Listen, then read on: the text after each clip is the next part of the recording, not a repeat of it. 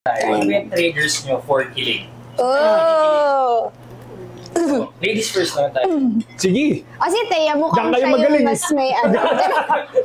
Diyan kayo magaling, puro kilig. Mukhang hindi ba yun? Joke lang, ko naman.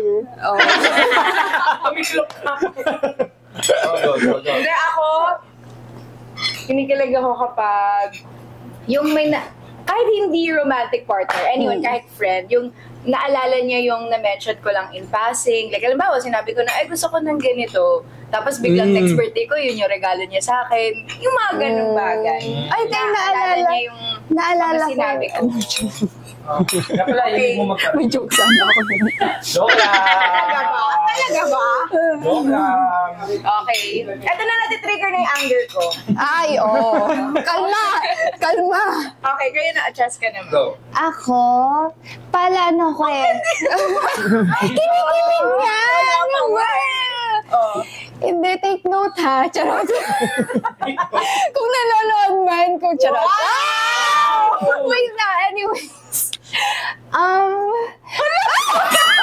Okay ka lang, te. Wait, inaano ko yung emotion. Oh. Wait, pala, ano kasi ako? Para, Ano? Wala Hindi ka pa sasagot, ha?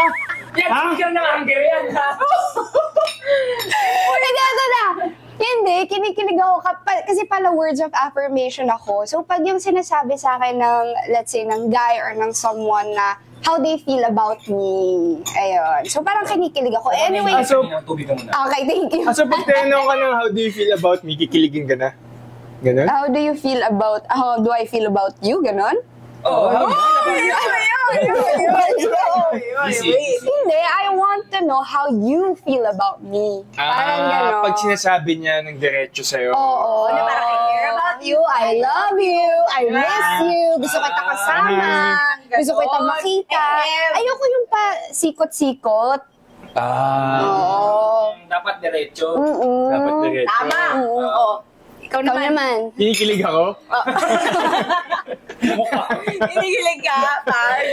Hindi, isa sa mga pag kinikilig ako, pag close yung family ko sa partner ko, ganun. Nakikita ko yung mom ko, kasama yung girl ko, tapos nag-enjoy sila, ganun.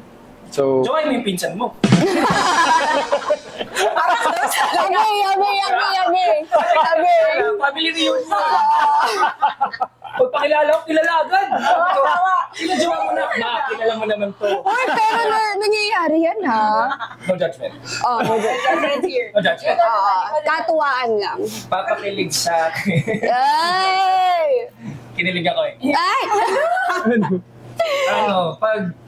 Nag-thank you lang, marunong mag-thank you. Kasi may ginawa akong maganda, nag-feel ko na na-appreciate nila. Yung mga ganun lang. Kasi paminsan, kunyari, may ginagawa kang maganda para sa tao. Paminsan, iniisip nila na parang matik na dapat gawin mo yan eh. Paminsan kahit... lalo na pag sobrang close yun eh, no? Minsan kahit bare minimum, okay lang naman mag-show na appreciation. Diba? Kasi, ako lang, it took effort pa rin naman. So, Yeah. yun.